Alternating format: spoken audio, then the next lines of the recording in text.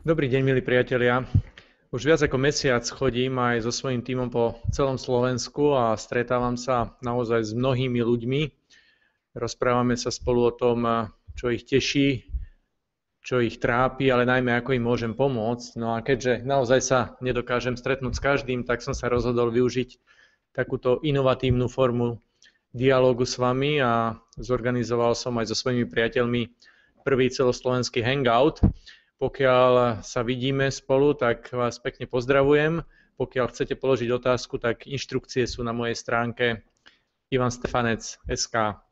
Takže ideme na to. Pekný deň, teším sa na vaše otázky.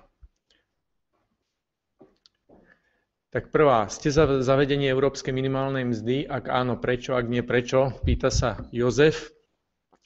Nie som za zavedenie európskej minimálnej mzdy, pretože každá krajina je špecifická a nemalo by zmysel zavádzať nejaké štandardy v tomto zmysle pre celú úniu, pretože vidím zmysel v konkurencii, vidím zmysel v súťaži, v tom, aby jedna krajina súťažila s druhou. Každá má iné podmienky a každá aj bude mať iné podmienky. To je úplne prirodzené, preto špecifika jednak vývoja aj v mzdovej oblasti budú vždy také, že mzdy sa budú líšiť. Je to prirodzené a je to jeden z motivátorov ďalšieho rozvoja. Máme tu video, počujeme sa? Dobrý deň. Dobrý deň. Dobrý deň, Michal Odbor má moje meno. Ja by som sa chcel opýtať, teraz v poslednej dobe sa veľa incidentov odohralo na vonkajšej hranici Európskej únie, aj čo sa týka vecí, ktoré sa diali v Líbii. Poznáme ten z ostrova Lampedusa, tie problémy a vôbec problémy tých krajín, ktoré sú na južnej hranici Európskej únie, takisto aj v Gibraltáre a v celom tom pásme. Som sa chcel opýtať, že čo by ste ako robili v budúcnosti, alebo čo by mala Európska únia robiť proti takémuto obrovskému návalu migrantov z týchto chudobných krajín, ktoré ako podľa mňa už na budúcnosti bude čím ďalej tým viac narastať a pozrieme sa na nestabilitu na Blízkom východe, v Sýrii a tak ďalej. Čo aj tak samozrejme v súvislosti aj s Ukrajinou. Čo by podľa vás mala Európska únia robiť na zamedzenie takéhoto návalu migrantov, alebo teda aspoň nejakú reguláciu?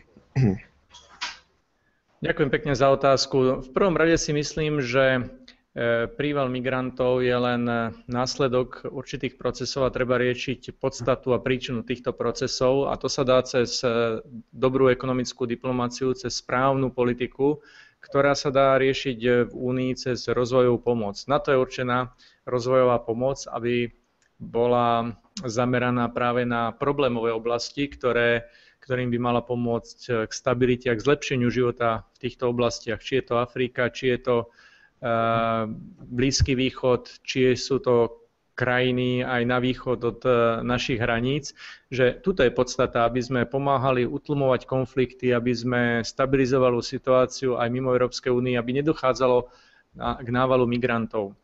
Je ale pravdou, že najmä, ako ste spomínali, na Lampedúze a najmä hrozí aj momentálne na našej východnej hranici po tom, čo sa deje u nášho najväčšieho suseda, že hrozí, že nával migrantov tu bude a musíme byť na to pripravení.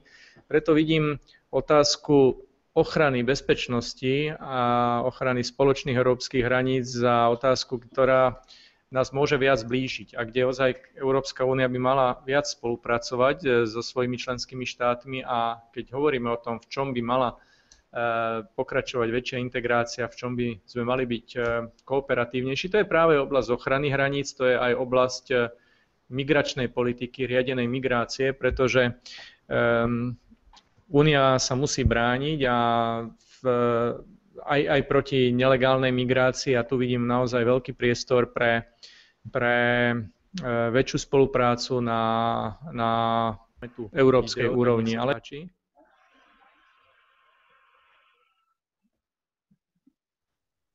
nech sa páči, počúvame. Dobrý deň, ja sa volám Martin Mrazík. Ja som v súčasnosti Erasmus študent na Varšavskej univerzite, čiže moja otázka bude asi tiež smerovaná k týmto výmenným pobytom.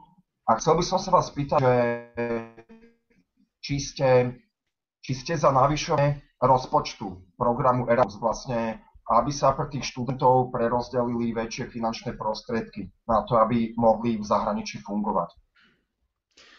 Áno, ďakujem pekne. Som za navýšenie týchto prostriedkov a som aj za to, aby mohol každý študent viackrát použiť tento program. Čiže tá zmena, ktorá je pripravovaná, myslím si, že veľmi, veľmi nádejná. Verím, že sa nakoniec ju podarí aj zrealizovať, aby sa mohlo minimálne raz vycestovať za bakalárske a raz za magisterské štúdium. A jednoznačne som veľký priaznivec podpory výmenných pobytov. Myslím si, že to je pre študentov najlepšia skúsenosť, ako sa naučiť viac, ako spoznať systém výuky v inej krajine, ako spoznať celú tú krajinu, celú kultúru a jednoducho získať skúsenosti, ktoré sa na jednej škole nedajú naučiť. Takže každého povzbudzujem k tomu, aby využil výmenné pobyty a budem robiť všetko preto, aby sa tieto prostriedky navýšili, aby mohli aj študenti každý študent, aby mohol viackrát využiť túto šancu počas štúdia.